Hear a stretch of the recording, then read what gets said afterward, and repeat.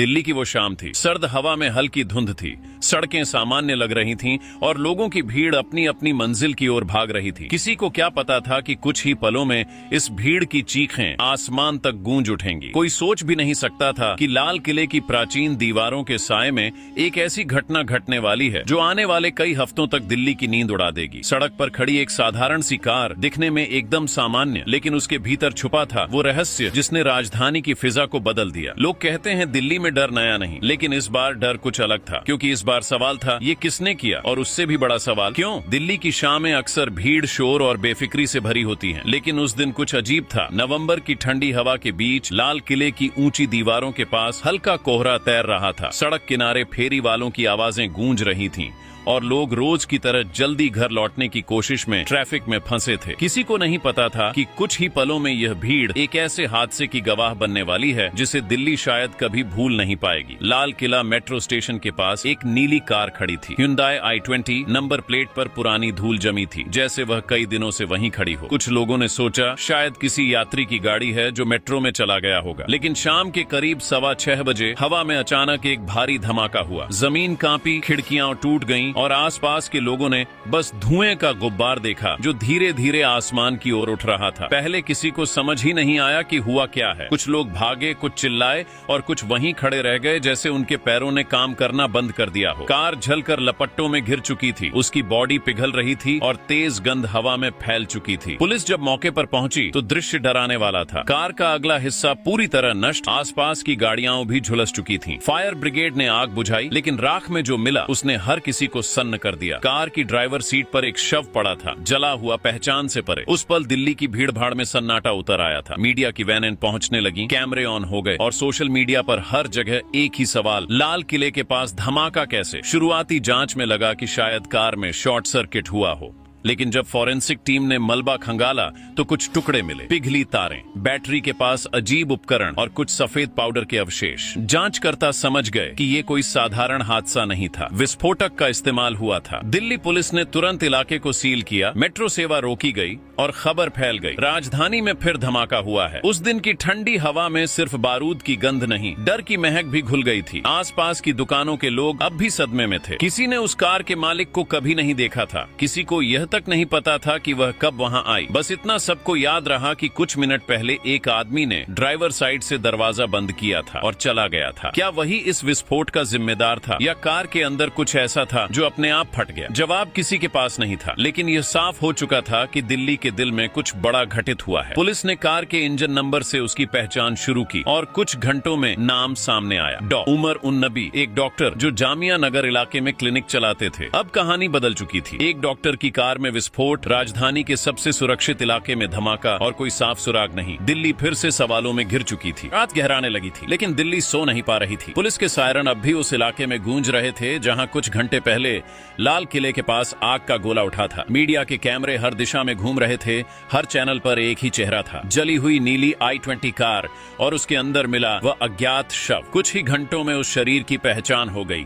नाम था उमर उन नबी, उम्र लगभग 30 वर्ष, पेशे से डॉक्टर। ये खबर सुनते ही पूरा मामला और पेचीदा हो गया। एक डॉक्टर जिसकी कोई आपराधिक पृष्ठभूमि नहीं थी, कैसे ऐसे हादसे से जुड़ गया? पुलिस अब हर संभावना पर विचार कर रही थी। क्या यह आत्महत्या थी या किसी ने उसे फंसाया था? उस रात फोरेंसिक टीम ने विस्फोट की तीव्रता और इस्तेमाल हुए पदार्थ का विश्लेषण शुरू किया। रिपोर्ट आने पर साफ हुआ कि धमाका अमोनियम नाइट्रेट से हुआ था, वही रसायन जो पिछले दिन हरियाणा के अल फलाह विश्वविद्यालय परिसर में लगभग 3 टन मात्रा में मिला था। दोनों घटनाओं के बीच समानता ने जांच को झकझोर दिया। क्या यह सिर्फ इत्तफाका था या कोई गहरा रिश्ता? दिल्ली पुलिस ने तुरंत NIA से संपर्क किया और केस उन्हें सौंप दिया गया। अगली सुबह जामिया नगर की गलियों में हलचल थी।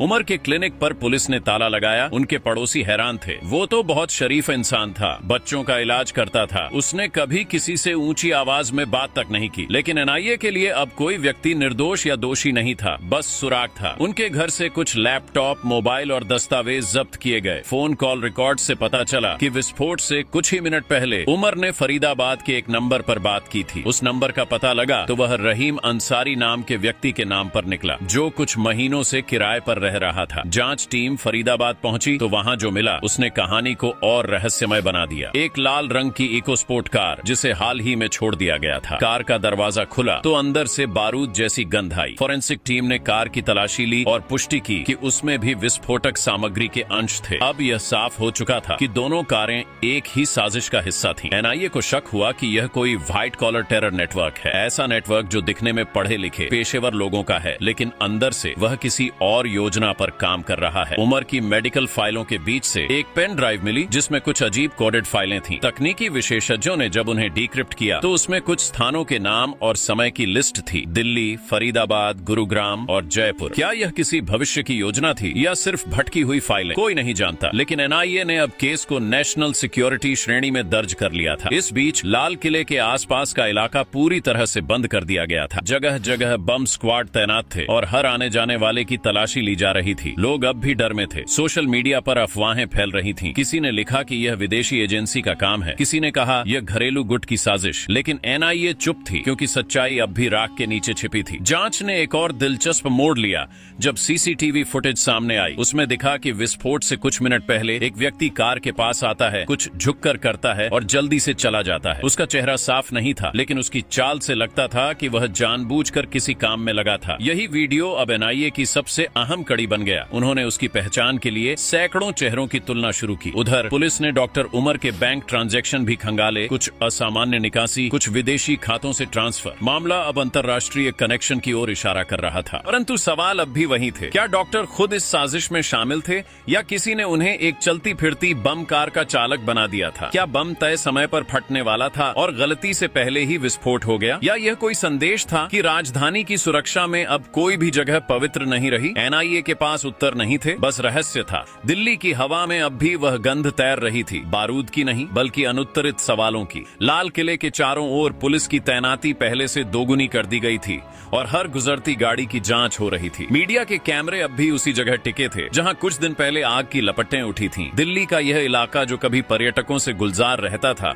अब सुरक्षा बलों और जांच एजेंसियों का गढ़ बन चुका था। इसी बीच एनआईए की टीम को डॉक्टर उमर की लैपटॉप फाइलों में एक नई सुराग मिला, एक फोल्डर जिसमें मेडिकल प्रोजेक्ट D1 नाम से कुछ दस्तावेज थे। पहली नजर में ये किसी मेडिकल रिसर्च से जुड़े लग रहे थे, लेकिन जब साइबर एक्सपर्ट्स ने उन्हें डिकोड किया तो भीतर से कुछ नक्शे और टाइमलाइंस निकली, जिनमें शहरों के बीच मार्ग और कुछ तिथियां दर्ज थीं। उनमें एक तारीख थी 20 नवंबर, यानी सिर्फ 8 दिन बाद की। इससे एजेंसी को यह यकीन हो गया कि यह धमाका एक बड़ी श्रृंखला का हिस्सा था जो समय से पहले ही सक्रिय हो गया। एनआईए ने उस फोल्डर से मिले कोड्स को फॉलो करते हुए फरीदाबाद में एक और ठिकाने पर छापा मारा। वहां से कुछ इलेक्ट्रॉनिक सर्किट, वायरिंग और विदेशी ब्रांड के टाइमर मिले। एक पुराना मोबाइल भी बरामद हुआ जिसमें विदेशी नंबरों पर किए गए कॉल्स का रिकॉर्ड था। ये अब साफ हो गया था कि डॉक्टर उमर अकेले नहीं थे। ये एक नेटवर्क था जो दिल्ली, हरियाणा और कश्मीर तक फैला हुआ था। एजेंसी ने कुछ संदिग्धों को हिरासत में लिया, जिनमें 2 इंजीनियर और एक रिसर्च स्कॉलर शामिल थे। पूछताछ में वे घबराए हुए थे, लेकिन उन्होंने यह माना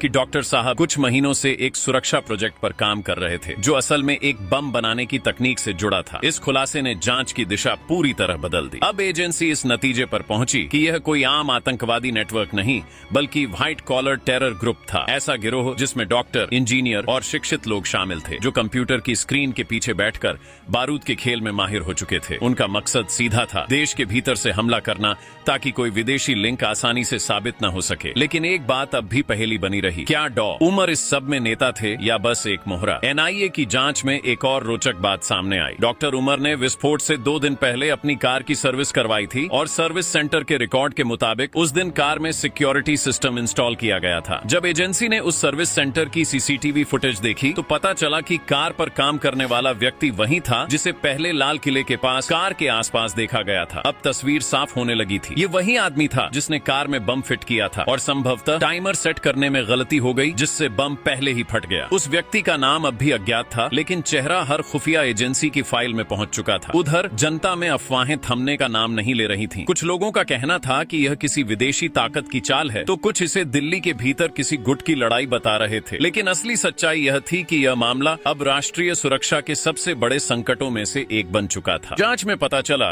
कि विस्फोटक सामग्री हरियाणा के विश्वविद्यालय से चोरी हुई थी और उसी को छोटे हिस्सों में बांटकर लेकर दिल्ली लाया गया। जब एजेंसी ने विश्वविद्यालय के स्टाफ से पूछताछ की तो कुछ लोगों ने माना कि पिछले कुछ महीनों से वहां अजीब हरकतें हो रही थीं। कुछ अज्ञात व्यक्ति रात में प्रयोगशाला में आते जाते देखे गए थे, लेकिन कोई सबूत पक्का नहीं था। एनआईए ने यह भी पाया कि डॉक्टर उमर की मृत्यु से एक दिन पहले उनके बैंक खाते से 3 लाख रुपए एक अज्ञात खाते में ट्रांसफर हुए थे, जो बाद में नेपाल के रास्ते गायब हो गए। ये पैसे किसके लिए थे, ये आज भी रहस्य है। एजेंसी अब ये मानने लगी थी कि उमर को किसी ने कुरियर की तरह इस्तेमाल किया, जिसे विस्फोटक लेकर एक जगह से दूसरी जगह जाना था, लेकिन टाइमर की गलती से वह खुद उसका शिकार बन गया। शाम ढलते ढलते दिल्ली में हल्की ठंड बढ़ चुकी थी और उस आग के धुएं की गंध अब भी हवा में तैर रही थी। हर अखबार की सुर्खी थी, दिल्ली ब्लास्ट की गुत्थी गहराई, डॉक्टर के पीछे नेटवर्क का साया। लेकिन एनआईए जानती थी कि यह सिर्फ शुरुआत है, क्योंकि फाइलों में अब भी कुछ कोड ऐसे थे जो किसी और जगह की ओर इशारा कर रहे थे, और शायद किसी और धमाके की ओर भी। दोस्तों, आपकी क्या राय है, कमेंट में जरूर बताएं और चैनल को सब्सक्राइब करना बिल्कुल ना भूलें।